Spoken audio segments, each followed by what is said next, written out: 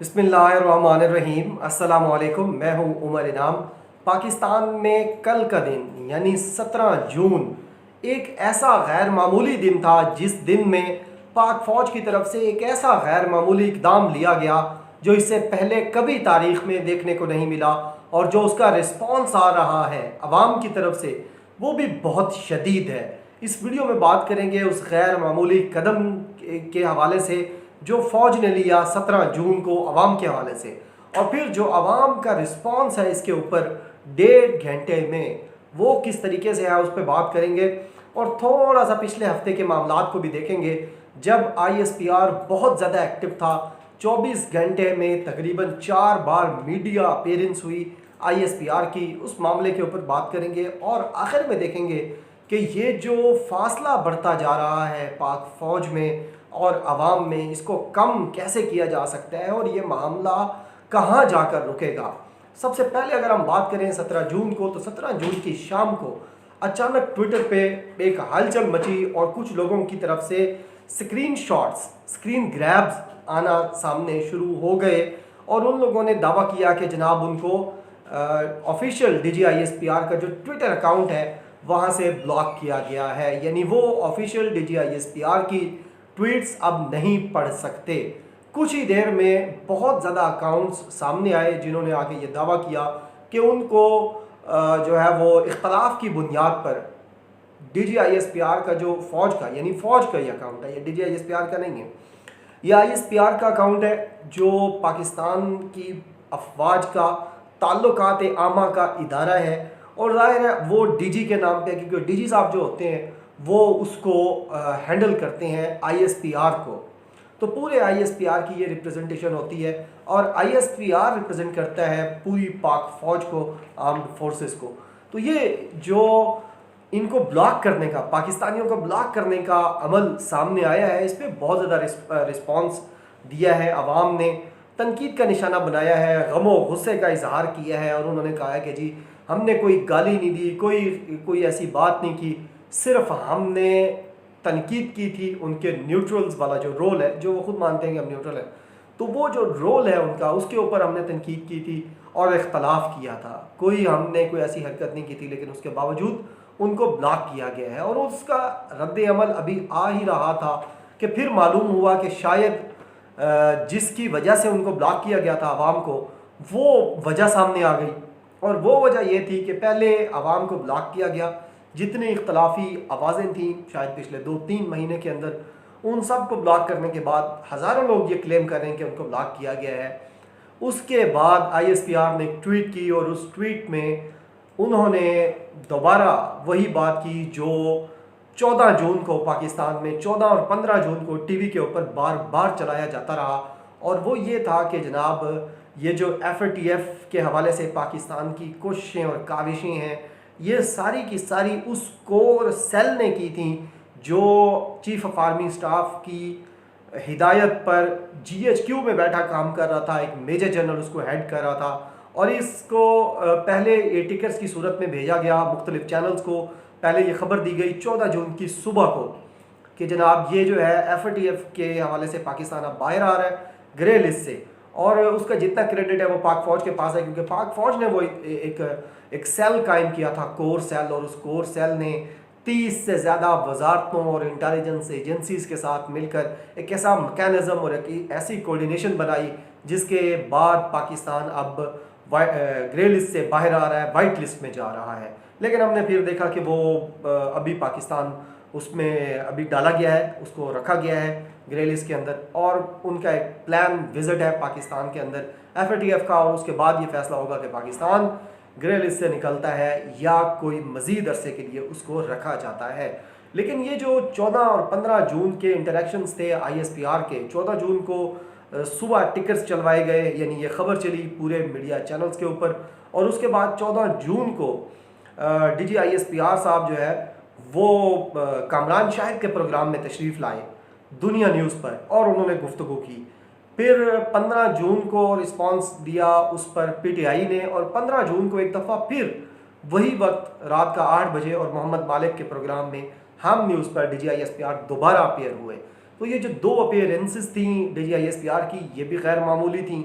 और फिर 2 जो उनके तरफ से जो व्हाट्सएप ग्रुप बने होते हैं सहाफ़ियों के, जो बीट रिपोर्टर्स होते हैं और वैसे न्यूज़ डेस्क होते हैं, वहाँ पर ख़बरें भेजी जाती हैं, वहाँ पर जो 2 दफ़ा उन्होंने मालूमात भेजी ISPR ने, वो भी गैर मामूली थी। यानी 24 घंटे के अंदर 14-15 जून को 2 दफ़ा DG साहब खुद आए टीवी के ऊपर, बीपर दिया उन्होंने, वीडियो बीपर नहीं था, ऑडियो बीपर था। और 2 दफ़ा उनकी तरफ से यानी ISPR की तरफ से विदाउट एट्रीब्यूशन वो टिकर्स भेजे गए और मालूमात भेजी गई चैनल्स को, जो चैनल्स ने चलाई वो थी यही FATF के हवाले से। तो ये 14 और 15 जून को जो कुछ हुआ वो गैर मामूली था। फिर उसका रिस्पॉन्ड बड़े सख्त अंदाज में किया PTI ने कहा कि वो जो साजिश और मुदाखलत का तस्करा भी फिर DG साहब ने कर दिया। आए वो FATF के हवाले से बात करने थे, लेकिन वो तस्करा हो गया फिर साजिश और मुदाखलत का। उन्होंने कहा साजिश नहीं थी, मुदाखलत थी। PTI कहती है साजिश थी। तो इसके ऊपर भी दोबारा उनकी गुफ्तगू हुई। लेकिन ये जो चीज़ें अब सामने आई हैं, जो लोग ब्लॉक हुए हैं, और उसके बाद फिर एक ट्वीट सामने आई है, उस ट्वीट के 1.5 घंटे बाद ये वीडियो मैं रिकॉर्ड कर रहा हूँ। और इस 1.5 घंटे में जो अभी तक के स्टैट्स हैं वो मैं आपके सामने रख देता हूँ। 7000 लाइक्स आए हैं इस ट्वीट पर। DGISPR साहब की तरफ से जो ट्वीट की गई है FATF के हवाले से, उस पर 7000 लाइक्स आए हैं और 23,000 उसके ऊपर जवाबात आए हैं। 23,000 रिप्लाइज हैं उस एक ट्वीट पे 1.5 घंटे में। और उन जो 23,000 रिप्लाइज हैं, अगर वो पढ़े जाएं तो वो सारे तकलीफ़ दे हैं, परेशान कुन है। कोई खुशी की बात उसके अंदर नहीं है। लोग तनकीद कर रहे हैं। कुछ लोग इस बात पर तनकीद कर रहे हैं कि जनाब आप लोगों को क्यों ब्लॉक कर रहे हैं। कुछ लोग जो ब्लॉक हो चुके हैं उनके स्क्रीनशॉट जो उन्होंने शेयर किए थे वो शेयर कर रहे हैं। और बहुत ज़्यादा लोग रिप्लाई कर रहे हैं कि ये सारा का सारा क्रेडिट जाता है इमरान खान को, ISPR को क्रेडिट नहीं जाता। तो ये एक फ़ासला है जो बढ़ता जा रहा है। और ये फ़ासला, क्योंकि मैं खुद डिजिटल मीडिया का बंदा हूँ, मैंने 2016 में, बल्कि 2015 के आखिर में जब डॉन न्यूज़ पर अमीर अब्बास साहब को ज्वाइन किया था, और 2016 में फिर हम न्यूज़ चले गए थे, 2017 में फिर हम बोल न्यूज़ पे चले गए थे, पूरी टीम जा रही थी अमीर अब्बास साहब के साथ। तो उस वक्त मैंने बतौर डिजिटल मीडिया कोऑर्डिनेटर ज्वाइन किया था उनको। और बाद में बोल की टीम में जो डिजिटल मीडिया की टीम थी, उसके अलावा न्यूज़ वन की टीम थी, उसमें भी मैंने काम किया हुआ है। तो मेरा थोड़ा सा नज़र होती है डिजिटल मीडिया के हवाले से चीज़ों पे। तो ये जो सारा मैकेनिज़्म है, जो ये सारी एक चीज़ सामने आ रही है कि किस तरीके से लोग फ़ौज के ऊपर तनकीद कर रही हैं, और वो ट्विटर जिस पर रोज़ाना की बुनियाद पर DGISPR की ट्वीट्स आती थी, वहाँ अब कई महीनों बाद ट्वीट आती हैं, कई हफ्ते बाद आती हैं, और उसके ऊपर भी लाइक्स और रीट्वीट से ज़्यादा रिप्लाइज़ होते हैं। और उन रिप्लाइज़ में गम और गुस्सा होता है। 9 अप्रैल के बाद से ये मैकेनिज़्म शुरू हुआ है। ये जो आप इसको कह लेते हैं फिनोमेना कह लें, या ये जो अमल है कि ज़्यादा रिप्लाइज़ होते हैं और उन सब में भी तनकीद होती है, ये 9 अप्रैल के बाद शुरू हुआ है। 9 अप्रैल से पहले आप DGISPR का जो फेसबुक अकाउंट है वो देख लें, फेसबुक पेज देख लें, या इनको फिर यूट्यूब पे आप देख लें DGISPR का जो अकाउंट है, पाक फौज का अकाउंट है। इसी तरह ट्विटर पर भी आप 9 अप्रैल से पहले देखें और 9 अप्रैल के बाद देखें। 9 अप्रैल से पहले इनके लाइक्स ज़्यादा होते थे, रिप्लाइज़ कम होते थे, और रिप्लाइज़ जितने भी होते थे वो प्रेजिंग होते थे। वो पाक फौज को, ISPR को, इनके तमाम ब्रांचेस को लोग प्रेज़ कर रहे होते थे। लेकिन 9 अप्रैल के बाद ये अफसोसनाक सूरत हाल देखने में आई है कि लोग तनकीद कर रहे हैं, रिप्लाइज़ ज़्यादा होते हैं। 2-2 लाख रिप्लाइज़ भी आ जाते हैं इनकी ट्वीट्स पर। 1,20,000 भी आते हैं, 60,000 भी आते हैं, इससे कम 40,000, 50,000। तो ये रेगुलर है उनके यहाँ ट्वीट्स पर रिप्लाई। और लाइक्स जो हैं वो मुसलसल घटते जा रहे हैं। अभी मैंने आपको बताया कि 1.5 घंटे में 7,000 लाइक्स थे और 23,000 जवाबात थे, यानी 3 गुना से भी ज़्यादा। तो ये वो सारी अफसोसनाक सूरत हाल है जो मुसलसल सामने आ रही है। अब चूँकि हम भी यानी एक तरह से 5th जनरेशन वॉरफेयर को समझते हैं, और उसमें हमें ये पता है कि दुश्मन भी इस सारी सूरत हाल में फ़ायदा उठाता है। आवाम का और फ़ौज का जितना ज़्यादा राब्ता बढ़े उतना अच्छा है, और जितना ज़्यादा फासला बढ़े वो नुकसानदेह है। 5th जनरेशन वॉरफेयर का यही एक टूल है कि आवाम को और फ़ौज को दूर किया जाए। लेकिन ये जो अमल है, ये लोगों को ब्लॉक करने का अमल, ये बहुत ज़्यादा गैर संजीदा अमल लगता है। ये कोई बहुत अक्लमंदाना मशवरा नहीं होगा। और जिस तरह टीवी पे बार बार आया जा रहा है, यानी आप जितना ज़्यादा गुफ्तगू करेंगे आवाम उतनी ज़्यादा हाइपर हो रही है, उतनी ज़्यादा इरिटेट हो रही है।